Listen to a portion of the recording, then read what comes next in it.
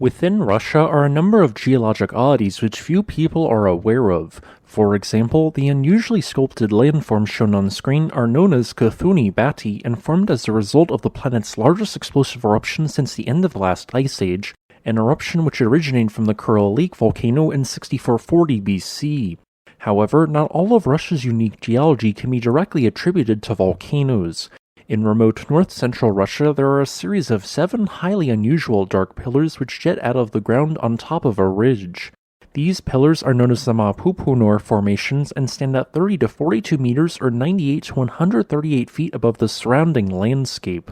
Although known by many in Russia, their remoteness has left the area largely untouched, meaning few outside of the country know of it.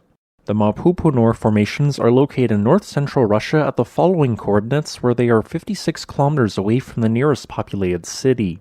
These formations are located within the mineral-rich Ural mountain range and owe their existence to a large-scale tectonic plate collision which occurred more than 250 million years ago.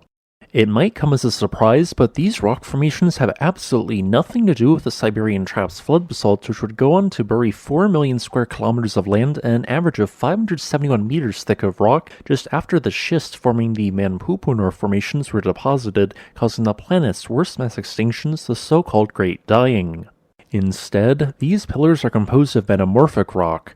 Specifically, they are a mixture of dark quartzite and schist, both of which are unusually rich in mica.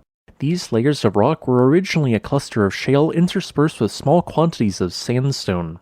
Over many millions of years, these rocks were forced deeper into the crust, likely reaching a depth of around 15 kilometers. At these depths, the rock was heated to around 500 degrees Celsius, causing the sandstone to turn to quartzite and for the shale to turn into schist. Around 300 million years ago, the supercontinent of Laurasia encompassed large swaths of existing continental crust and was slowly moving towards the northeast. Around 280 million years ago, it collided with another continent known as Kazakhstania, which was for the most part forced underneath Laurasia. This caused a large mountain-building event to begin, known as the Uralian orogeny. Large swaths of deep rocks in the crust were deformed, tilted, and uplifted, resulting in the creation of the towering Ural Mountains.